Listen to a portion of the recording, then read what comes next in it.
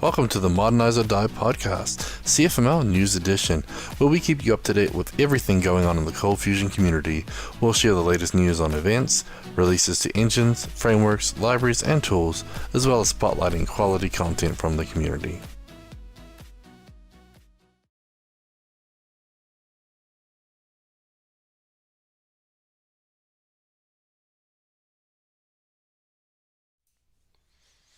Hello and welcome to the Modernize or Die Podcast CFML News Edition. The Modernize or Die Podcast CFML News Edition. We got an echo somewhere. We got an echo somewhere.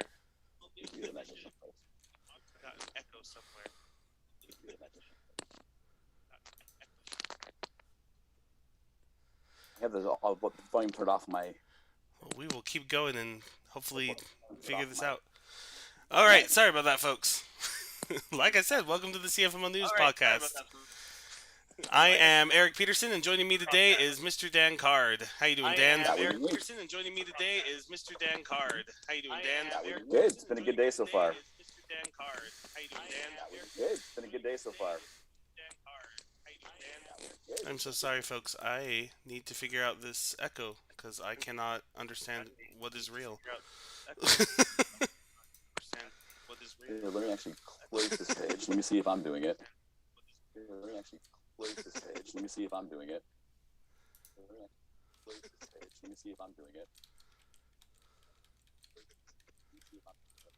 I was not, evidently. Okay. Is it me? Not, evidently. Okay.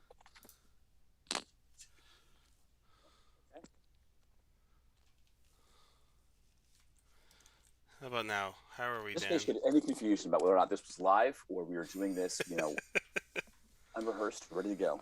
I think we solved it. I don't hear it anymore. Go. I think we solved it. There it is. Is it me? Nope. There it is. Is it me? Nope. There it is. Nope. There it is. Well, this is not fun.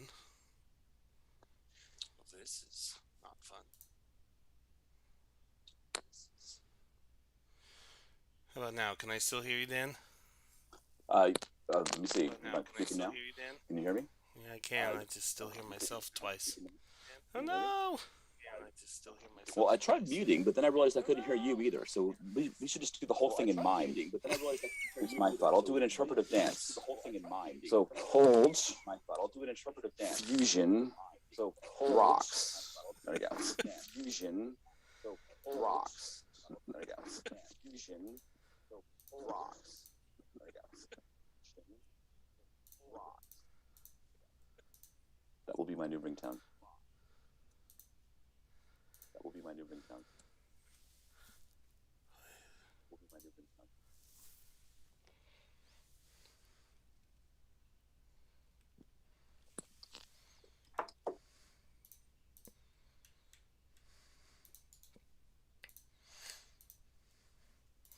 I have to say, this is why we pay Gavin to do this.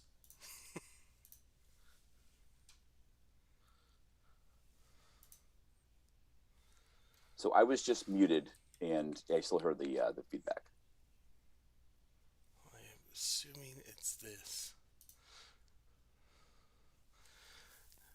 So I've turned this off, and I'm guessing you can hear me, but I don't know if I can hear you. Are you getting any echo on that now? Yes, I'm getting echo on that now. What is playing? Yes, I'm getting echo on that now.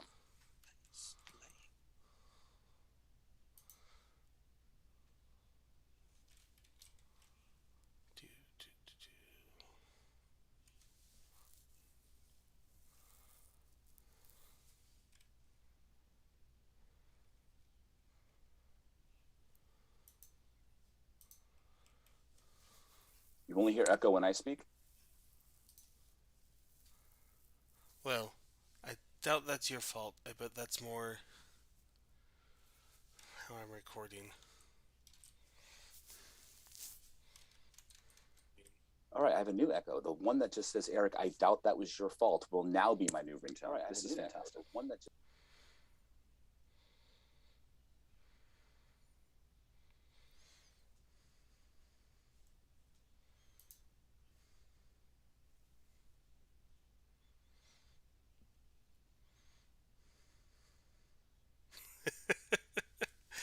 Well, this is fun.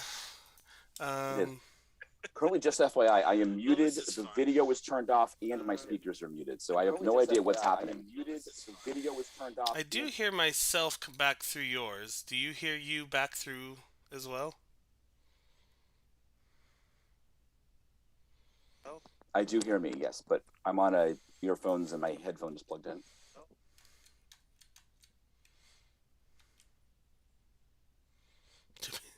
Daniel Garcia. To be clear, this is not a cold box issue. Okay. I'm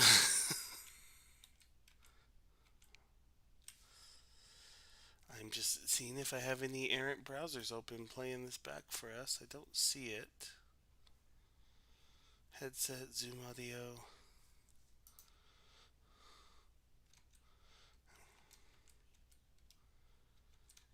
I'm not sure.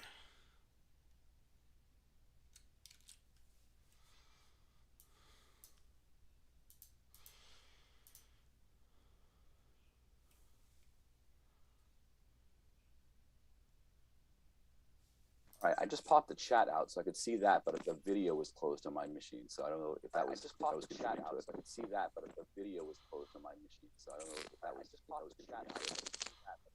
Evidently not. This is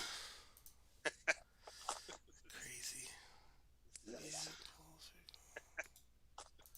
I do not have one open, actually. That's a great point, though. Let me close that. I do not have one open, actually. That's a great point, though. YouTube is not completely closed. This really is just a remix. I mean, after the Super Bowl, we had to have a lot of reverb and everything else. You know, that was kind of a cool aspect of the remix. I mean, after the Super Bowl, we had to have a lot of I do not have any other browser tabs open or browsers open. So other browser tabs open or browsers open. So does this help at all? Oh, wait. I might actually somebody in the chat tell me, because the way I did it, I might not be able to hear Dan anymore, which would be a problem. But so it might have been me. Just saying, it might have actually. So yes, opened wonderful it up chat in Slack. people. Are we still getting the weird echo? I might have actually had the video playing in Slack because I clicked on that first before I went over to YouTube, but it's possible. It's a theory. It might have been somebody else. This is not a ploy to make Gavin feel more loved. No. Hopefully we love Gavin enough. But Can you hear me at all, Eric? Chat says it sounds good now. Well, that's Yep. Okay, I will be scary. honest. That was me. I had it playing in Slack, and I Mostly did not 'cause know it. I But it was letting a can't browser. hear I did check all that. Dan, the way that I have this set up. Let's see. Hello? Hi. Any echo this time? No echo, but can you hear me at all? I can hear you now. Excellent. Okay. Okay, cross your I fingers. think that was me. All right, I'll own it. That was me. No, I changed stuff too, so. Okay. Well, no, that's not positive. It was playing live in the Slack. I'll fall on this sword. Oh, was it? I had it. I had clicked on it in chat in Slack, and so it was playing in Slack, and I was looking at all the browsers, and I couldn't even go there, and blah blah blah, but yeah. Oh man. Well, there we have it, folks. Thanks for sticking with us for like 10 minutes getting through that. I'm Eric Peterson, and normally a lot more together. And thank you to our sponsor, Ortus Solutions, the maker of all your favorite boxes, but not our audio equipment nightmares. Command Box, Cold Box, ForgeBox, Test Box, and probably some new boxes we'll talk about today. You can say thank you by liking and subscribing to these videos on YouTube. You can help Ortus reach for the stars. I need the Toy Story clip there. By starring our repos on GitHub. In fact, we have some fun things later to tell you about that. You can subscribe to this podcast wherever you get your fine podcasts. And you can sign up for a free or paid account on CFCasts, which releases new content every week. Finally, our book 102 ColdBox Quick Tips and Tricks is still available on Gumroad. And now that we're up to, I think, 107 for Command Box. Brad, I'm going to keep counting them. Better believe it. I'm going to put it in the show notes now. That's not the only way you can say thank you. Maybe you'd like to become a Patreon. You want to tell us about that, Dan? I would. So Patreon supporters basically support the open source work that Ortus does. They support this podcast. They support the development of, as Mr. Rick said, all the boxes. There are also rewards you get for being a Patreon supporter. Some of them include free access to things like CFCasts, free subscriptions to ForgeBox. There are many different levels, and I think we actually described the different ones at the end of the show. Maybe I'm wrong, but here are some of them. There we go. Open link, sorry. Okay. All right, so as a box supporter, you basically, your name and your logo, your company logo gets put onto our website. If you are a $50, that's $10 per month. As you go through bronze and silver, it increases. Like I said, memberships to ForgeBox and some of the higher packages get time with Ortus senior developers. Not me, Eric, and the people that actually know what they're doing, which is fantastic, as we already established with my audio prowess here. And yeah, basically, you're supporting a good cause. Awesome. Well, hey, let's jump into the news for the day and talk about some fun things. So in case you missed it, last week ColdBox 6.6 was released along with its companion libraries with Wirebox, Cachebox, and Logbox. Lots of fixes, but maybe the biggest one is Wirebox now can have hierarchical dependency injection. So it's better to explain it with an example than to use all the fancy words. Basically, you can have different versions of the same module in your dependency tree, and a module can request a dependency that's the version it wants, no matter what versions are installed in your application.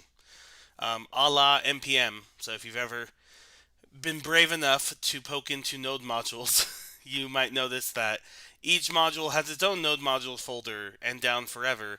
And the way that Node does this is it looks in its own folder and then it goes up the chain until it gets to the root. It is similar with Wirebox. So now you can have those different versions. You don't have to worry about having to keep them all sync, especially with more modules in your application. Pretty awesome. That's just the tip of the iceberg. You can check it out on the Ortus Solution blog and see all the new features released with ColdBox 6.6. There we go. That's one of the things. Keep going with that. Upcoming on February 24th, it's a week, about a week and a half. Ortus does a weekly webinar, free webinar and training on different things. Last month was on CB Wire, and one of the new products that's coming out from Ortus. This upcoming on February 24th at 11 o'clock Central, so 12 o'clock Eastern. Brad Wood basically is going to be going over all the new features available in Command Box 5. And I am putting, oh, did you want to do that? You did. Yeah, you should way ahead of me. Okay. He's talking about we got the link in the show notes. Yep. And in the chat. So. All right, just to kind of continue on with basically how the morning's going, suddenly my notes over here just started scrolling rapidly, and I have no idea what happened. And I just decided I'm not touching a mouse for the rest of the day. So going on. So 24th, Brad, 11 o'clock. Tune in. It's going to be great. Awesome. Coming up the same, let's see, not the same day, Friday the 25th, the Hawaii Cold Fusion user group will have a presentation using CFCs in your Cold Fusion applications with John Barrett. So that's at 5 p.m. Central Time, 7 Eastern, and I think it's like 1 p.m. Hawaii time. Also, is it called Hawaii time? Because I don't know what other time zone you would call that, you know? Wait, is that Pacific? No, Pacific's California, but Hawaii's like beyond that, right? Right? So, I don't know. Somebody tell me in the chat. What is it called? I'll probably still call it Hawaii time. Anyway, so come learn about using CFCs in your application, creating and developing applications using CFCs to separate code logic, well-formatted and organized code. I'm very excited for another user group starting up. get some more presentations out there. So that's the Hawaii Cold Fusion User Group, Friday the 25th. Sounds good. Other trainings that are coming up on also the 24th. So basically, if you can spend the 24th and 25th online all day, you can get a bunch of great content. But on the 24th at 10 o'clock in the morning at Pacific time, which is not Hawaiian time, just to be a little clear, we basically have a policy that we have to report events not in the same time zone at all, because we have Central and Pacific and Hawaii time here. But on the 24th at 10 o'clock Pacific, which is 1 o'clock Eastern, Mark Takata from Adobe will be doing an online presentation on cloud report building using Cold Fusion and PDF. Now, what's interesting about this is the whole focus of it is on building reports from basically no-code data sources, so not databases necessarily, but he'll be using Google Sheets as a data source and generating PDF content from that, and then also going in and using GraphQL and making grids that way. So it's just kind of an interesting overview, but also using the PDF engine that are built into Cold Fusion to do that. A couple other workshops coming up. One is a little sooner. Actually, it is tomorrow. It is one of the Adobe workshops. This one's with Brian Sappey at 9 o'clock Eastern, and the link will be in the chat. The agenda of this looks interesting, especially if you have people on your team that are relatively new to Cold Fusion or they're coming over.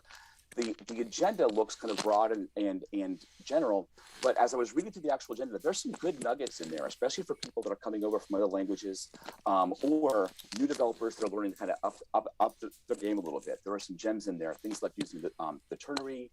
Where do I put the actual agenda that was on there? Now, of course, I've lost it in my things here.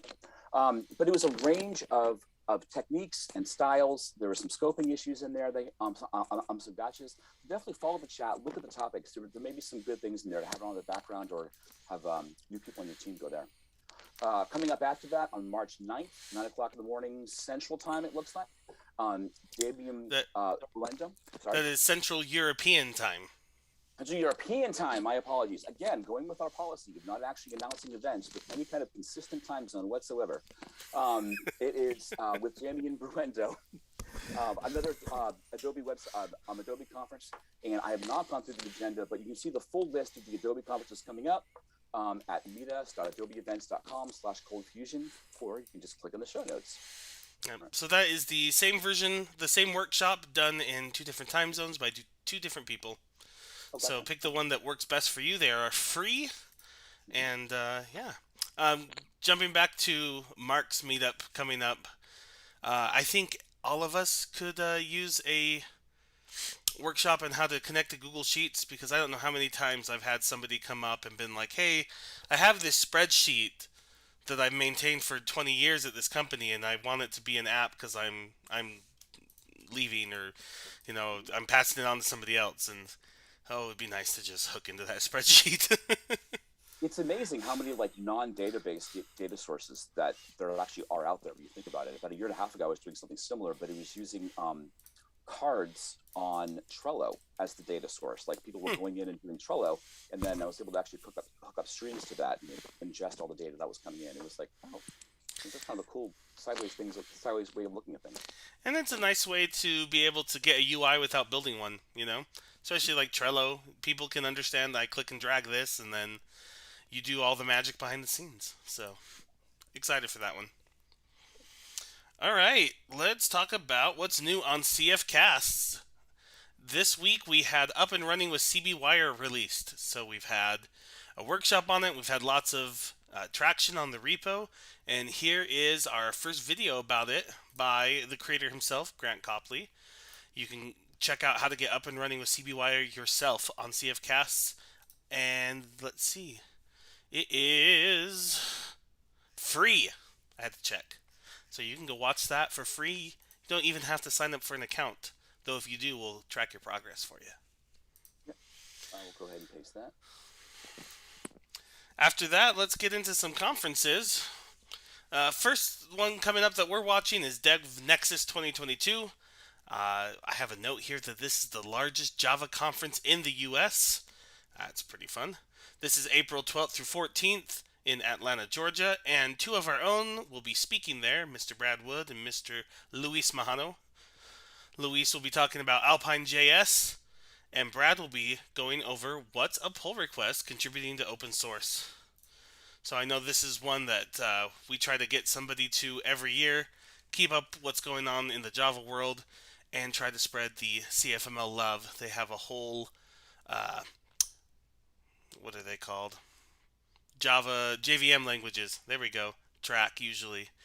And CFML's not really represented except for us, so we go and spread that love there. Those are pretty good ambassadors for it, too. Yeah. I mean, if you've met Brad and Luis, you know that they love to talk about CFML. All right. After that, ViewConf US in Fort Lauderdale. Try that again. ViewConf.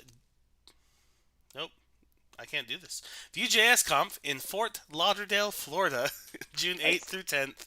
2022. The tagline is Beach Code View. I believe they said it in that order on purpose. They're going to spend all their time at the beach. Workshop day on the 8th and the main conference on the 9th and 10th. There is a call for proposals open right now. The deadline is the end of the month, and you can find out more at us.vuejs.org. So we at Ortus love us some Vue.js. So I know there's a few of us trying to get there. Probably more for the beach than for the conference, but we're only human. Sorry, I'm behind. All right, that's true. Hey, one of the other things at Nexus I wanted to kind of point out, because I realized this, Brad's speaking on how to do an open source pull request, and on how to contribute. One of the things that came up in the that I was reading this morning on the State of the Cold Fusion survey was basically people were saying, I would love to contribute to open source projects, but I have no idea how. I just thought that was a very timely topic on there. It is. We'll have to either record him speaking there or get him to get a CFCast video up for us. Makes sense. Lastly, we can't help but mention Into the Box 2022. We are looking at the end of September. We'll give you some tentative dates in there. Nothing set yet, but keep that last week in September open on your calendars so you can come join us in Texas. And as always, if you are looking for more conferences, comps.tech is our recommendation to go check out. See conferences for almost any language and community. True. Although I did do a search this morning for Cold Fusion, and I was like, all right, not necessarily represented, but I think that there's enough content. We probably could. Yeah, we do. They do have us there. Like, you can say you're a CFML conference. We got that in and got Into the Box there last year, but I just don't think there's any Cold Fusion conferences currently announced. Is the problem? that could be. That's a very good point. Only webinars and seminars. Yeah. We'll work on that. Cool. All right, sir. How about we cover the blogs, tweets, and videos of the week? All right, sounds good. We get a bunch. First, Grant Copley going along with the whole theme about. First thing on the Grant Copley talking about CD-Wire, and what are the requests? Basically, stars on GitHub are huge all the way around. We did a plug for them at the beginning for some of our open source projects. They get us noticed. They get people that are interested, but it also helps like trending and people be able to find them. One of his tweets basically was all about the upcoming seminars or his seminar on CD-Wire and just getting some stars. Next coming up, we have a tweet from Luis Mahano. I'll do the one about command box. And then 1 second. I have a plug in this stars thing. Oh, by all means. So it was brought up that we wanted to do it, and I thought, I don't want to visit all the repos to star them. Like, that sounds like work. So instead of doing a manual task that would have taken, 60 seconds, I decided to spend a couple hours making a command box command that will star any of your dependencies that have a GitHub repo mentioned in the box.json. So I'm going to post it here in the chat. There's a command box GitHub command. There's no docs on the ForgeBox page. Don't let that scare you. Just use command box's help and it will tell you what to do. But run it in the root of your package and it will star all your dependencies for you. You're welcome. All about if we could automate any kind of affection, that would be great. Yeah, so we have automated your affection. You just have to run a command. Exactly. Cool. He's an innovator. All right, and there's a new box coming out, right, Eric? Sort of. It's like an ancillary box. It's a box for your box. No, that didn't make sense. This one is an updated version of the setup command box GitHub action. So Luis took some time on it, got some input from a few of us, including the wonderfully talented Michael Bourne in this area, and sped up the command box CLI command for GitHub Actions, shaved off like a minute off of the start time. Like, it's going to save you a lot of time. Switch over to it as soon as you can.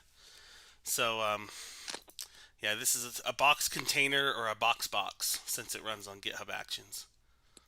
If you haven't checked out GitHub Actions, I haven't, but hearing some of the talk about it on this week from everyone, how this was improving, it sounds like it's definitely something to investigate with your CI and CD process, right? That's right. We use it for all our open source. I mean, you can't beat free, right? We've migrated almost everything from Travis, and GitHub Actions is where we're focusing. So, okay. Well, we have a post. I think it was on Twitter, but I have the LinkedIn one, which feels weird to me because I don't think I've ever gone to LinkedIn in like a decade. But Luis has teased Timebox, which you've probably heard on the podcast before, but he put a little picture of it and talked about some features.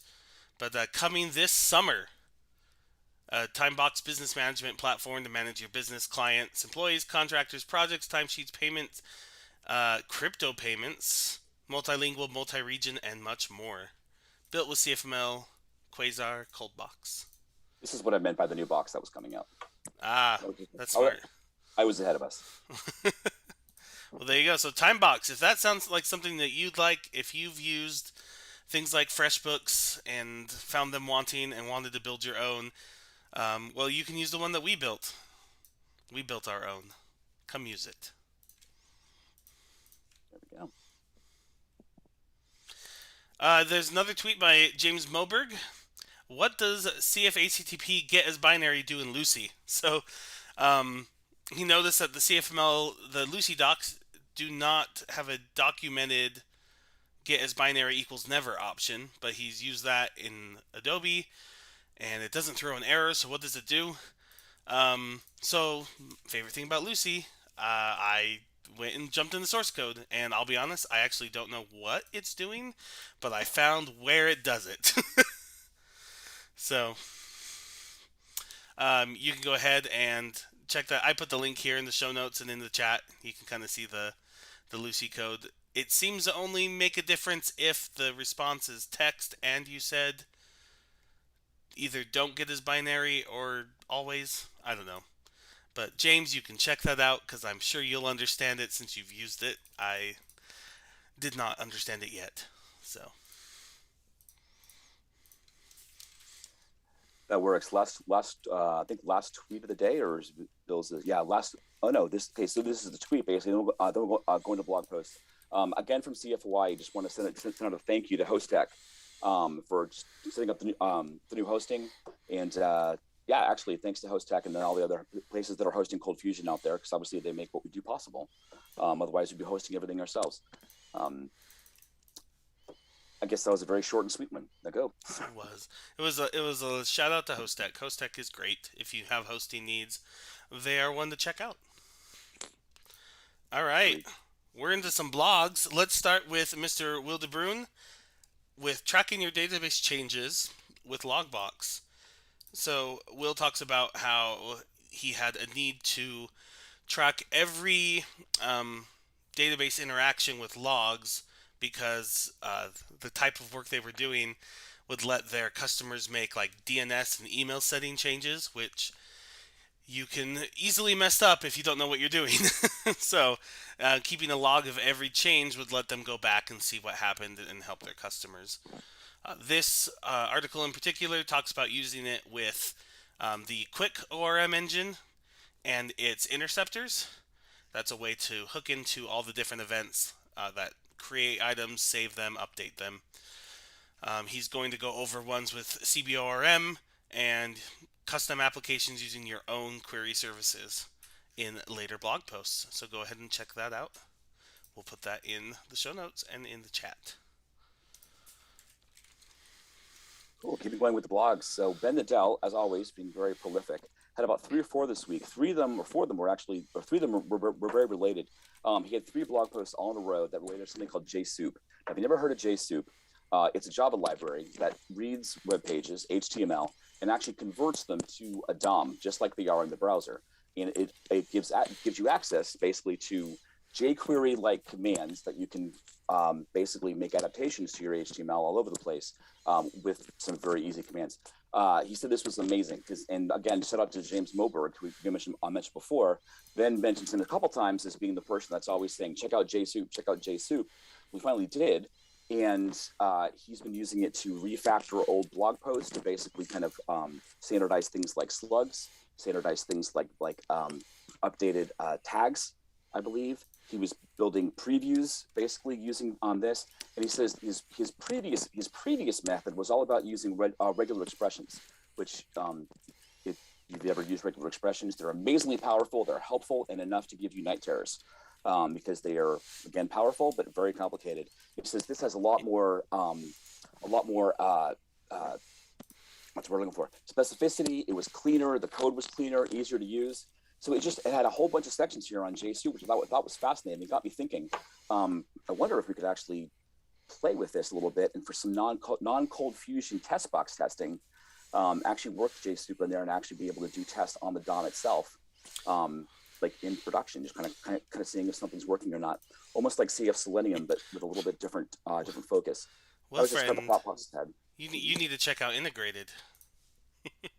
One of the first things I did when I started getting involved in the Cold Fusion community, especially ColdBox, was write a wrapper around the ColdBox testing framework that lets you do the execute against pages, and it would let you get the HTML back, and it would use JSoup to parse it, and then let you say, I expect to see this element, or I want to fill out this field and click this button and submit this form. Oh. So it can do all of that kind of stuff. Now it's a little, it still works, but it hasn't been touched in a while. But you can go look that out. That's called Integrated. You can find that on ForgeBox. All right. So Dino Garcia in the chat a little while ago mentioned how Eric was an innovator, and we had yet proven it. That I basically thought what I had was a great idea, and Eric did it 10 years ago and probably better than I would. So nice. You did have a great idea, and it is, let's see, 2 years old, 3 years old. 2 years old. Well, fair enough. It's all good. Yeah, that's one of those things where it's like you're in a group of people and someone else asks a question that you were thinking, and then you're like, well, that's good. I wasn't the only one that actually had that question. That was fantastic. It's a little affirming, It's just kind of, I'm not alone in this. This is great. Ben had another blog post talking about kind of an approach that he had basically to doing query outputs when it came to grouping it in Cold Fusion queries. When you're looping over a query, someone asked about this. The results weren't coming out right, and he actually did a better response. I didn't quite get it on the first thing, but it made sense, at least conceptually, although I'm not quite sure I'm not going to articulate it. But basically, he was running into scoping issues with CF includes, and he basically created a custom group by function that consolidated everything, and it came out accurate. So just kind of an interesting approach on some good built-in functionality that may not be working exactly the way that you think it might be. Thought it was kind of cool. He also had some notes on CF collection and going on from there. Yeah, so I've put some bonus links in here. Some libraries that can help you with what Ben did there with the grouping. There's CF collection or _CF. Both kind of take that functional programming approach. Anybody who's heard me talk for any length of time knows that the first thing I would have done here is transform that query into a array or a struct into something that is a bit more usable in my opinion. And that's kind of what Ben does. He transforms the query into a ordered struct. Finally, there is a ForgeBox module for JSoup. So if you're using ColdBox, you can install CB JSoup. Basically gives you the JSoup that you want, that you see Ben using, but it does all the Java loader stuff for you. Yep, and that's put up by Don Bellamy, right? It is, yep. I did have a joke earlier. You mentioned a lot of Ben's work before the JSoup stuff was with regex. There was a funny tweet by, what is his name? I don't remember. He's a .NET guy that works at Microsoft. And yeah, Anyways, he was asking, like, how do you pronounce it? Regex or regex? And he had somebody respond that says, I pronounce it ragex because that's how I feel after I use it. So, he had Rex Rage, basically, is what it was. Road Rage, Rex Rage. It was good. yeah. Scott Hanselman. There's his name. Cool. So, if I can find that tweet, I'll throw it in. But, all right. Well, that took us through the blogs, tweets, and videos of the week. And now on to Find a Job. Our friends at getcfmljobs.com have over 41 Cold Fusion positions from 25 companies across 25 locations in 5 countries. 4 new ones this week. We have 3 in India, 1 in Bengaluru, 1 in... I looked this up to pronounce it, and I'm probably going to ruin it. Yep, I'm ruining it already. Thiruvananthapuram. Now, that was probably bad pronunciation, but I tried. Those are the other 2 jobs. All for senior... If you're following along at home, I just pasted into the chat, so you can actually provide your grade foundation. And please, this is not mocking any of the countries. It's just us phonetically challenged Americans having a problem here. That's true. So those are all software engineer positions with Cold Fusion. I did notice that they do ask for ColdBox experience, which made me happy. And finally, 1 Cold Fusion Lucy developer in Halifax, Nova Scotia, Canada. Other job links, you can always check out our own website, ortussolutions.com/about-us/careers, ventro.com/careers, and it looks like Raisha, is that how we say them? Riza? The company that mostly backs Lucy, this is Gert, this is Misha, is looking for a US Timezone developer, and we'll put that in the Slack link to that. Alrighty. Moving to the ForgeBox module of the week, we kind of gave you like 3 already, but we're going to keep going and highlight a community one here. Yep, sounds good. So many of you over the past couple of years were using Mura, which is put out by blueriver. They had MuraCon going on. I mean, it was popular. I mean, it still is popular. They recently, as everyone knows, or not everyone knows, but recently, took that back and made it more proprietary, which obviously good for them, and that's fantastic. Hope it works out. But obviously, a lot of people were using the open source version, and what do they do next? Well, there's a new CMS that is Masa, and Masa CMS, which took Mura, the last open source fork, basically that they had. They forked it, and they've continued on.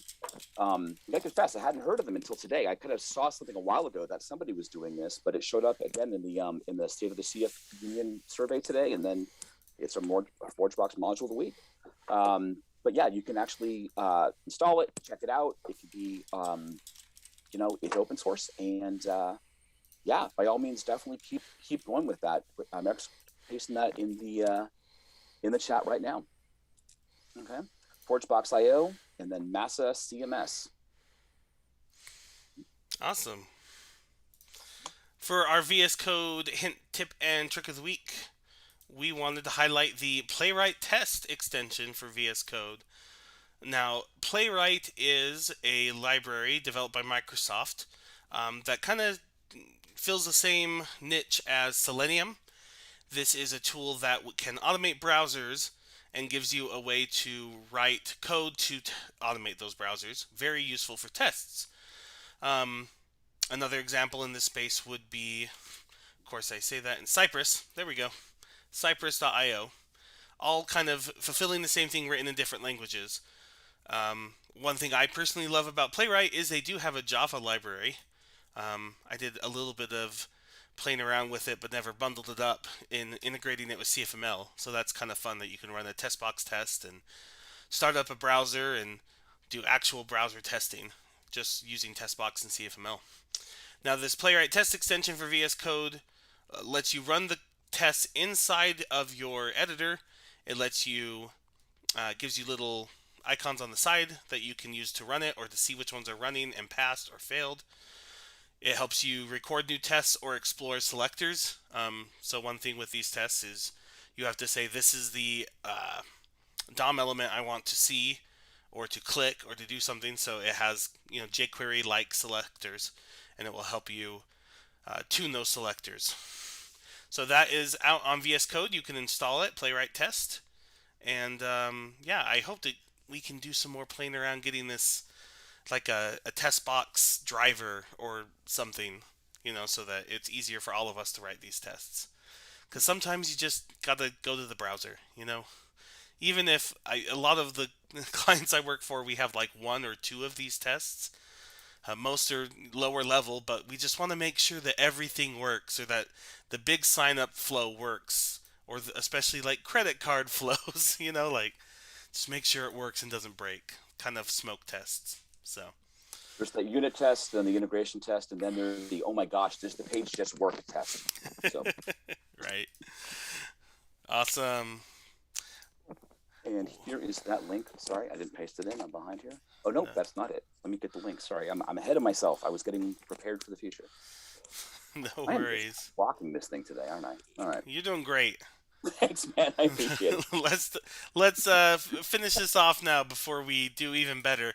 Thank all our Patreon supporters.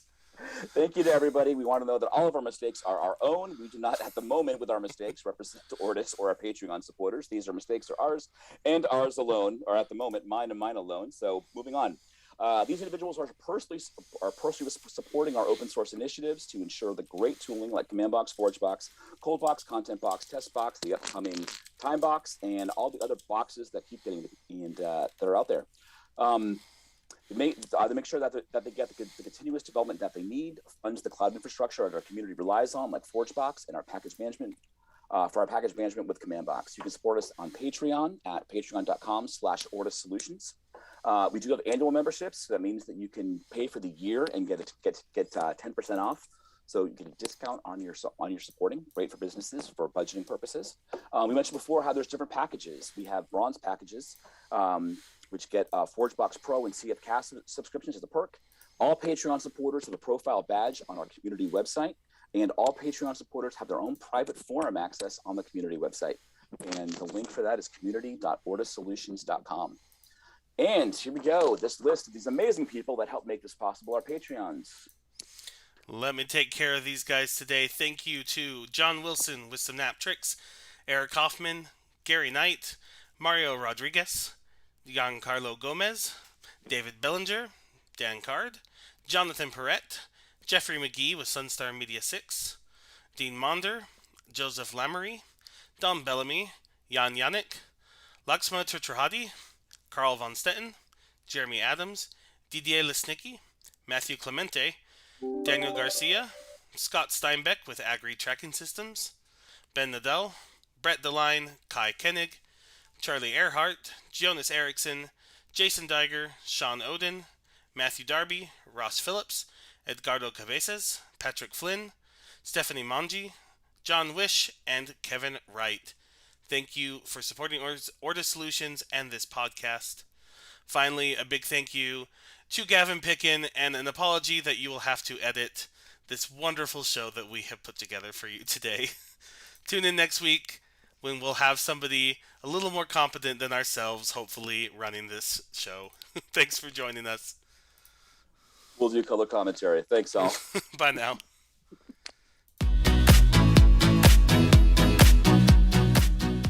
Show notes for this episode can be found at cfmlnews.modernizeordie.io, where you can also subscribe to your favorite podcast player like Spotify or iTunes. We also have the link to YouTube to find more videos just like this. The music used in this podcast is under a royalty-free license from Sound.com and Blue Tree Audio.